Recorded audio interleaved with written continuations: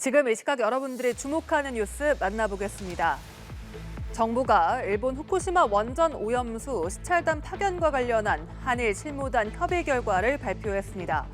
시찰단은 유국희 원자력안전위원장을 단장으로 원전과 방사선, 해양환경 전문가 등 모두 21명으로 구성되는데요. 10명 안팎의 자문그룹도 별도 운영하기로 했습니다.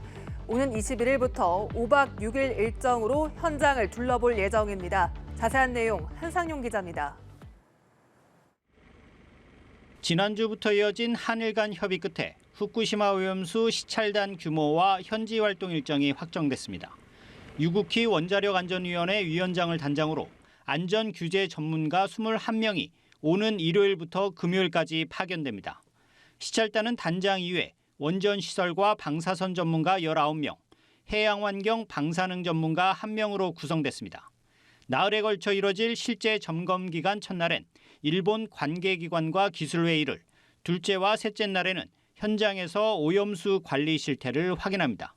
넷째 날에는 점검 내용을 토대로 심층 기술회의와 질의응답으로 파견 일정을 마무리합니다.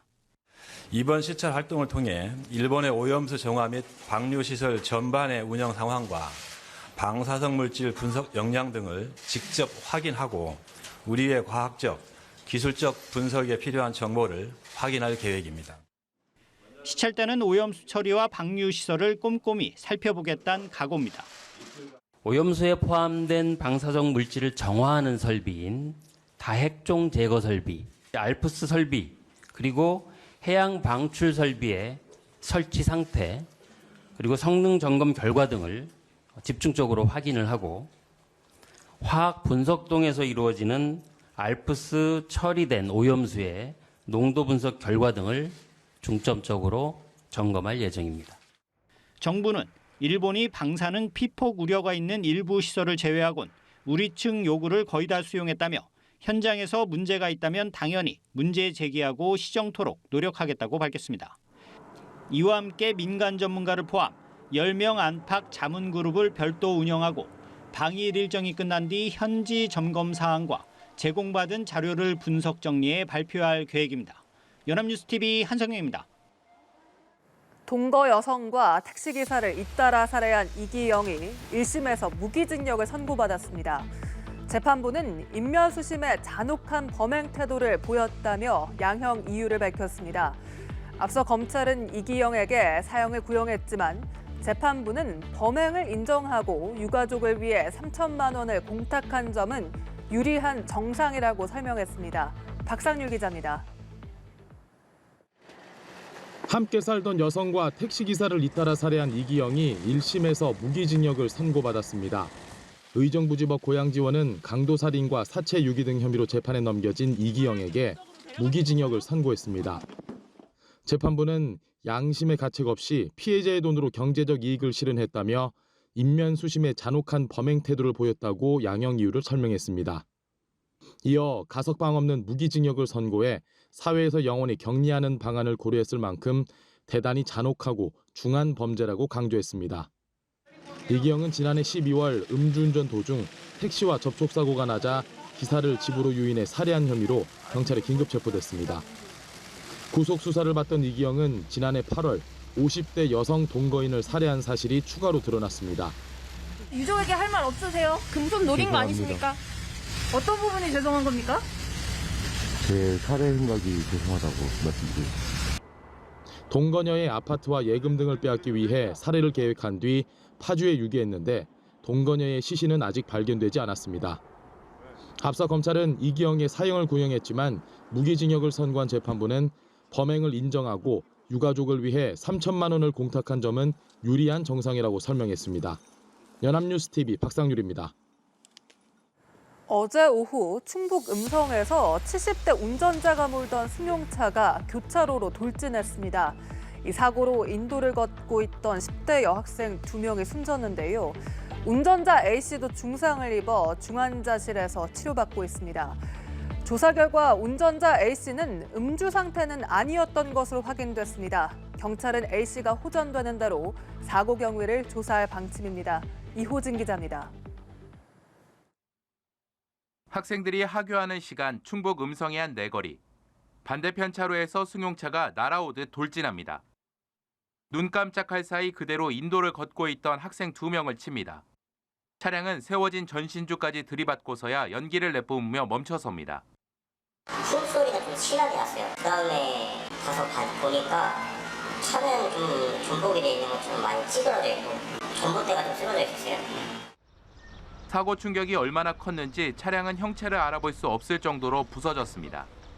지난 18일 오후 4시 50분쯤 77살 A씨가 몰던 승용차가 17살 B양과 12살 C양을 치는 사고가 발생했습니다. 이 사고로 차량에 치인 2 여학생이 모두 숨졌습니다. 운전자 A씨도 중상을 입어 중환자실에서 치료를 받고 있습니다. 경찰 조사 결과 A씨는 당시 음주 상태는 아니었던 것으로 확인됐습니다. 차량 이동 경로를 보면 시속 60km 제한 속도의 도로를 계속해서 고속으로 달린 모습이 보입니다. A씨가 속도를 줄이지 않고 계속해서 이동한 점, 교차로에서도 방향 전환을 시도하지 않은 점 등 의문점 투성이지만 현재 A씨도 중태에 빠져 조사에는 어려움이 따른다는 게 경찰의 설명입니다.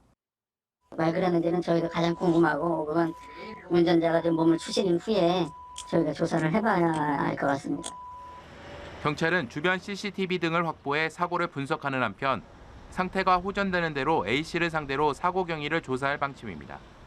연합뉴스TV 이호진입니다. 전력 사용량이 급증하는 여름철을 앞두고 전기요금 인상을 단행한 정부가 취약계층을 위한 지원책을 내놨습니다. 소상공인을 위해 요금 분할 납부 제도를 적용하고 에너지 바우처 지원을 늘린다는 내용인데요. 정작 현장에서는 분할 납부가 빚의 연장일 뿐 부담을 덜어주는 근본적인 대책이 될 수 없다고 말합니다.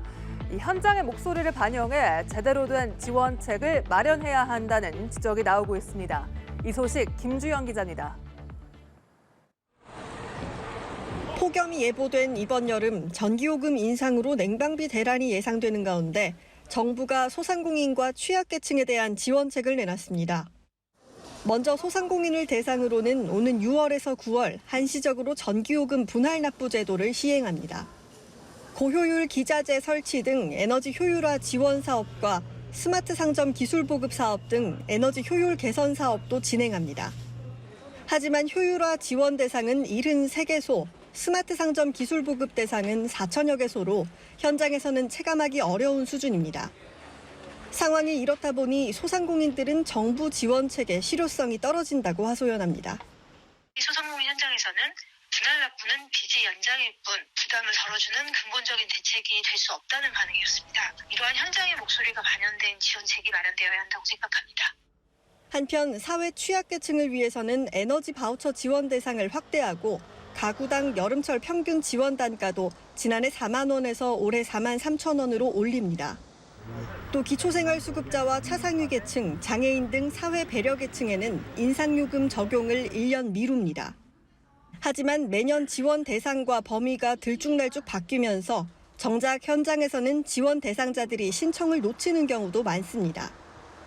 고령수급자일수록 이런 문제는 더 심각한데 현재 뿔뿔이 흩어져 있는 부처 간 공공부조제도 신청 창구를 단일화하는 작업이 필요하다는 지적도 나옵니다. 연합뉴스TV 김주영입니다. 현대차와 기아가 지난해 미국에서 잇따른 차량 도난 사건과 관련해 집단 소송을 당했는데요.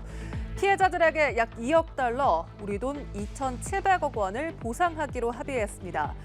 이번 합의는 도난 피해를 본 소비자들에게 보험으로 보상되지 않는 손해 등에 대해 현금 보상을 하기로 한 것이라고 회사 측은 설명합니다. 자세한 소식 샌프란시스코에서 김태종 특파원입니다. 현대차와 기아 미국 법인은 현지 시간 18일 도난 방지 장치가 없는 차량 소유자들의 집단 소송을 해결하기 위한 합의에 서명했다고 밝혔습니다. 이번 합의에 드는 총 금액은 약 2억 달러, 우리 돈 약 2,700억 원입니다. 이번 합의는 도난 피해를 본 소비자에게 보험으로 보상되지 않는 손해 등에 대해 현금 보상을 하기로 한 것이라고 회사 측은 설명했습니다. 또 도난 방지를 위한 소프트웨어 업그레이드가 불가능한 일부 차량 소유주들에게는 도난 방지 장치 구매 시 최대 40만 원을 지급하기로 했습니다. 법원이 이번 합의안을 최종 승인하면 집단 소송에 참여한 개별 당사자들에게 통지됩니다. 이번 집단 소송 참가자 수는 정확히 공개되지는 않았습니다. 현대차와 기아는 미국에서 판매된 2011년부터 2022년형 차량 모델 약 900만 대가 절도 범죄에 노출될 수 있는 것으로 추산하고 있습니다. 주로 푸시 버튼식 시동 장치와 도난 방지 장치가 장착되지 않은 낮은 등급 모델입니다. 지난해 미국에서는 도난 방지 장치인 엔진 이모빌라이저가 없는 현대차와 기아 차량을 절도 대상으로 삼는 범죄가 소셜미디어를 통해 확산했습니다. 이 장치는 자동차 키에 내장된 특수 암호 칩이 있어야만 엔진 시동이 걸리게 한 것으로 이 장치가 없는 현대차 기아 차량이 절도범의 표적이 됐습니다. Hyundai and Kia continued to fail to adequately respond by creating cars that can be started without the key, cars that don't come with anti-theft devices that are standard across the country. 그러자 피해 차주들은 결함 있는 차를 팔았다며 현대차와 기아를 상대로 집단 소송을 제기했습니다. 샌프란시스코에서 연합뉴스 김태종입니다.